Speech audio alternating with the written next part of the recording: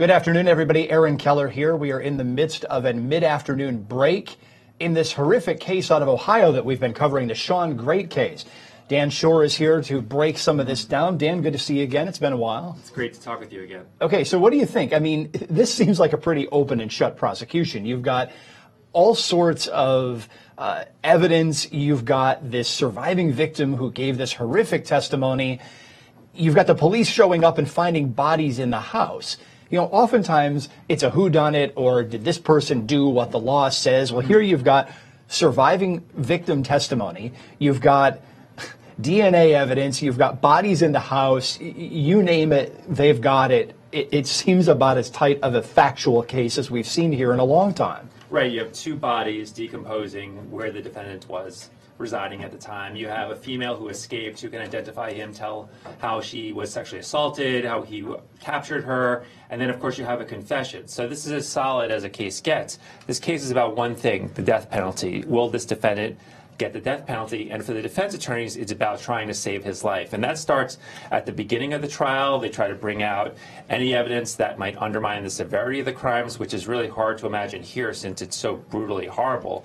But ultimately, the defense attorneys are trying to save his life, which will ultimately be decided in the death penalty phase if he's convicted. You know, we saw at the beginning of the trial, the whole trial, there was no opening statement by the defense. Now, many states allow the defense to withhold that until the beginning of a defense case, assuming that it is indeed coming. Wise tactic here or just different tactic?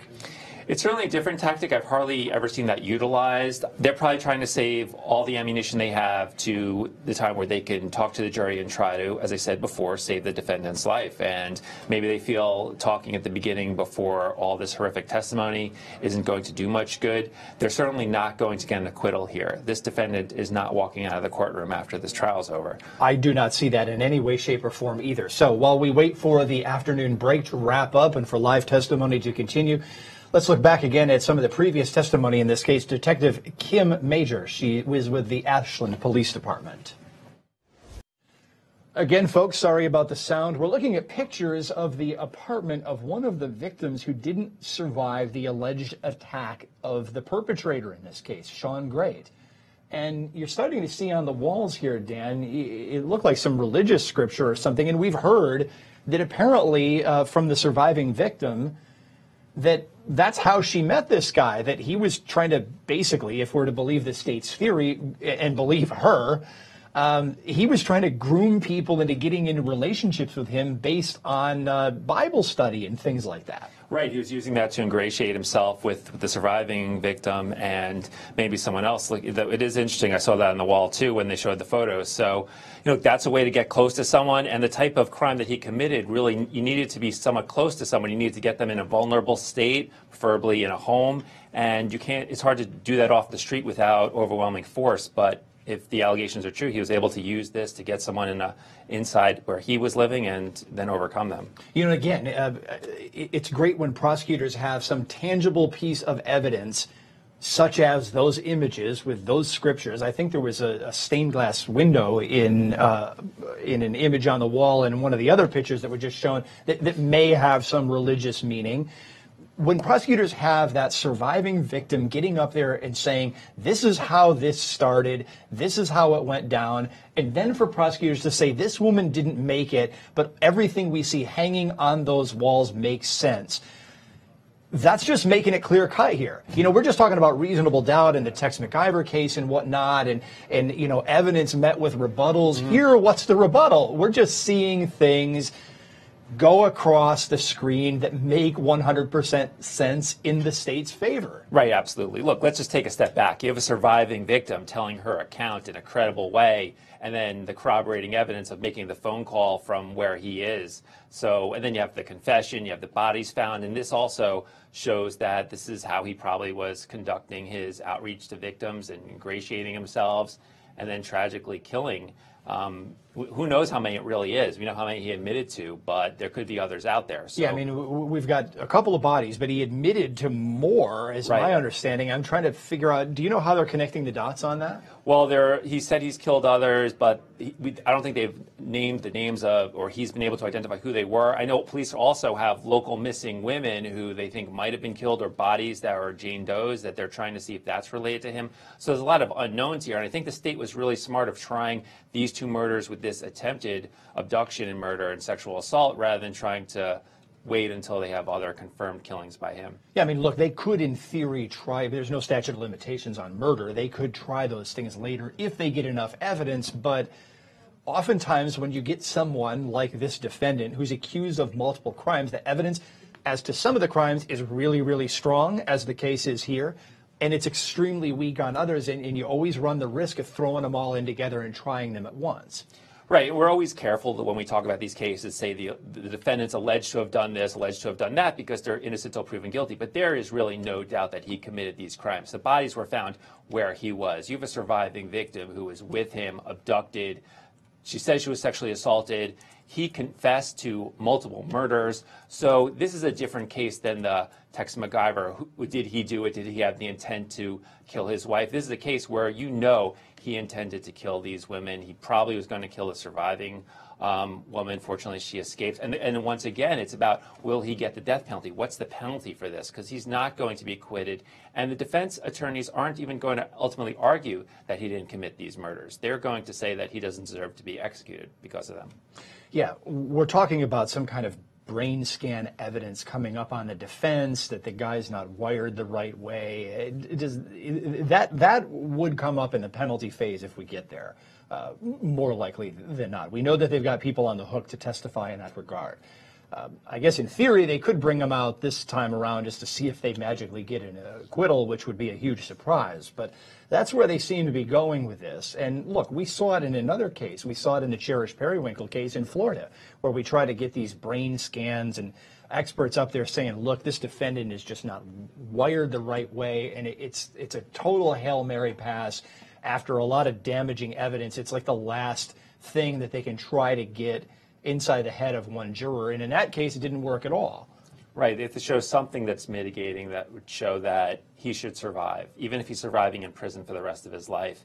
It's tough in this case because the facts are so not just overwhelming that he committed these crimes, but the crimes are so vicious that innocent people were lured into his residence, that he killed them in cold blood, that he did it often with torture, maybe sexual assault, as the survivor alleged. So it's really hard on the defense side to say, look, he might be guilty, but he shouldn't be executed. But that's what they have to try to do here.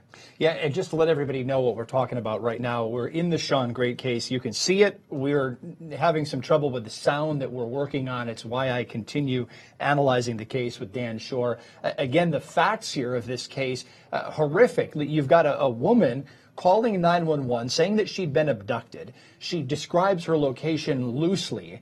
And she gets police there. They show up, and then they not only rescue her, but they find bodies in the house. Let's go back to court. My understanding is that the sound is cleared up. Court is wrapped up for the day in the Shawn Grate case in Ohio, so let's start to break things down from here. Dan Schorr, we heard right at the tail end there some discussion about some of the heinous acts that occurred. So the noose just keeps getting tighter and tighter around this defendant, factually. Right. There's so much here. You have two bodies found in his home. You have a surviving victim who called for police at a chilling 911 tape where he's asleep and she's in the room trying to tell them that she's been abducted and police need to come over and save her life. And then you have his confession where he admits to not only killing the two women who were found in his home, but other women that might or might not have been identified yet. So there is just overwhelming evidence here against this defendant. Yeah, it seems that way, and we are just hearing it come out of witness after witness after witness. It's not one of these cases where you have police officers who are, you know, seeing bits and pieces of the case here and there. It seems like almost every single one of them has a major piece of this to put the puzzle together. It's a case with a lot of facts, and the more facts, the easier it is to decide the law. Right. Also, it's interesting because in a lot of cases with murders and mass murders, you see people trying to cover up their crimes, so they dispose of bodies in creative ways. And here, the bodies are just decomposing in his home, so he's not even trying to get rid of the bodies.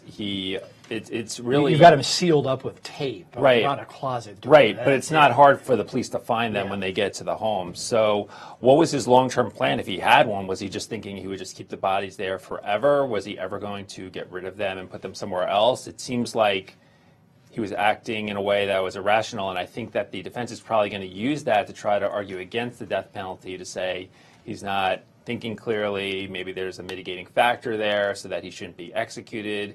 The prosecution will say, of course, anyone who kills multiple people is not a well-adjusted human being, and that shouldn't be an excuse. But those are the issues that are going to come together at the end when we have to decide, the jury has to decide, should he be executed? Because that's the real question here. He will be convicted. The facts are just overwhelming. It would seem certainly that is the case. I agree with your assessment. Let's listen to some of the previous testimony here. Detective Kim Major from the Ashland Police Department. They were one of the primary investigatory authorities on this case. Sort of bizarre testimony there from that witness. We again, Dan, have some religious things, some religious terminology being injected into this case. What do you make of it? There are two parts of that I found really interesting. First, she's talking about how she didn't believe his statements to her because he was changing his story and he wasn't credible. Meanwhile, this is someone who admitted to multiple killings, so he presumably is credible when they want those bad facts against him. And I saw this when I was in the Queens Homicide Investigations Bureau or the DA's office. People would confess to murder but then lie about other facts and mitigate certain facts, so that's interesting. But then at the end, where they're trying to almost show that this wasn't consensual, that when he's restraining her and sexually assaulting her, that's inconsistent with someone who wants to marry someone, which is common sense. And it's interesting that they're really trying to draw out that this is not a consent in the situation, not that the defense can raise consent when there's 2 dead bodies in his home. So it doesn't seem really necessary, but I guess they want to make that point. Get everything on the record. Well, one of the officers who found the bodies in the house after that 911 call, he was on the stand last Tuesday, so Tuesday of last week. His name is Ed Staley. Let's listen to some of his testimony. We've been looking back at this testimony in the Shawn Grate case out of Ohio, and Dan Schorr, former prosecutor, managing director at Gaul. Look, this guy's the guy who goes into the house upon getting a call that there's been someone abducted, and he finds these dead bodies. Right. I mean, what else do you need? This is like a Stephen King novel. Right. You find the dead bodies, you get a confession, you have a surviving victim who can tell you what happened and how she was abducted and how she was able to escape and make that terrifying 911 call with him sleeping in the room asking for help. It's really, it's an incredible story, and it's an overwhelming case against this defendant. Yeah, I mean, look, assuming that call had not been edited for time, they got the call, they were there right away. Even with just sort of a scant description of where they were located, I'm assuming that they had the GPS data coming in from the phone to help them. Because the only thing she knew is that she was near a laundromat. And she knew the color of the house, right? They said, what's the color of the house? She said what she thought it was. But right, she's trying to piece together where she is. Meanwhile, it's the middle of the night. She's terrified. He's sleeping. She doesn't know if he's going to wake up any second. So it's a horrible situation. Yeah, we've got another case that we're going to start covering probably tomorrow here on the Law&Crime Network. This is the Riley Gaul case out of Tennessee. This is the case of a college football player who's accused of stalking and killing a cheerleader. We've got a preview of this case coming up. We're expecting opening statements tomorrow. Let's listen to that. The man accused in the shooting death of a Knoxville, Tennessee teen is set to begin this week. William Riley Gaul, a former Maryville College football player, allegedly stalked and killed 16-year-old Emma Walker, a high school cheerleader, in November 2016. Investigators say Gaul and Walker were involved in an ongoing turbulent relationship, and allege Gaul fired 2 shots through Walker's bedroom wall while she slept, killing the teen. Gaul was arrested in connection with the killing after he tried to recruit a friend to help him discard of the murder weapon, but that friend went to authorities, according to police.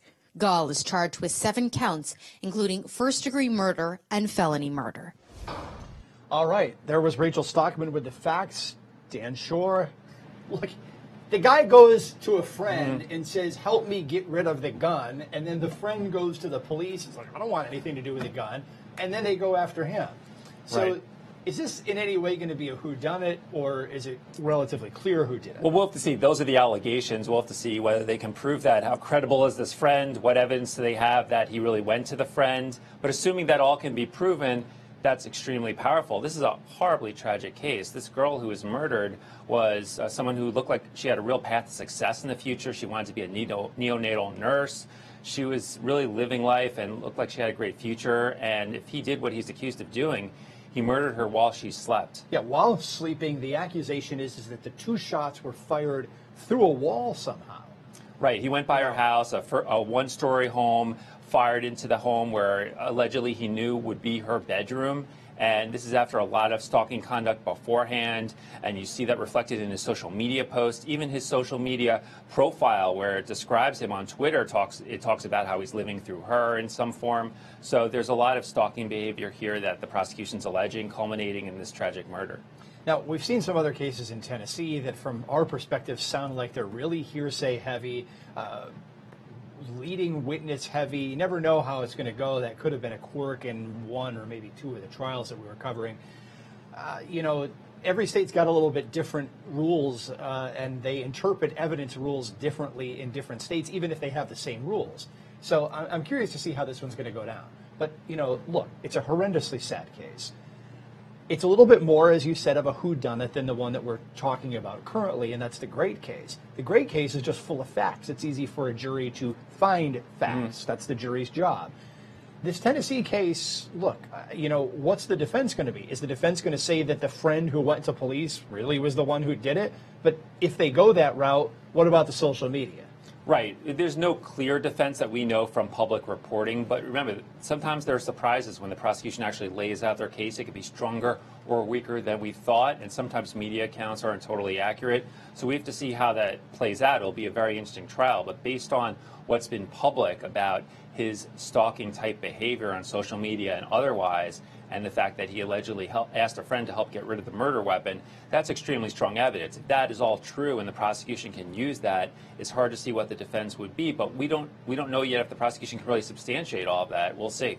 Yeah, we're going to have to wait and see exactly how far the police went in collecting evidence. You know, if someone came to the police and said, I've been asked to dispose of a murder weapon, is it possible the police then said, you know what, play along. We're going to be watching. We'll have you wear a wire, and there will be recordings. That would be smart police work because it would gather evidence to point a jury to the correct conclusion.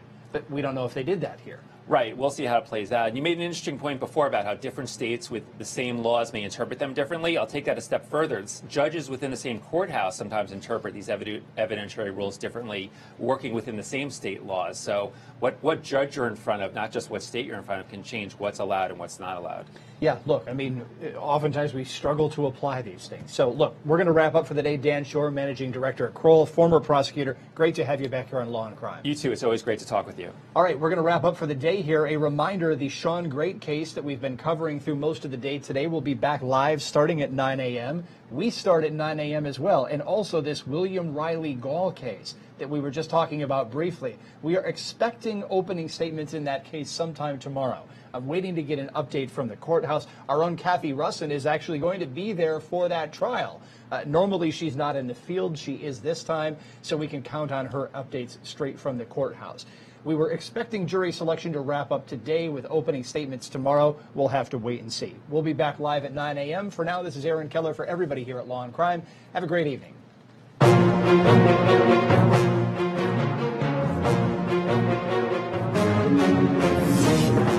Thank you.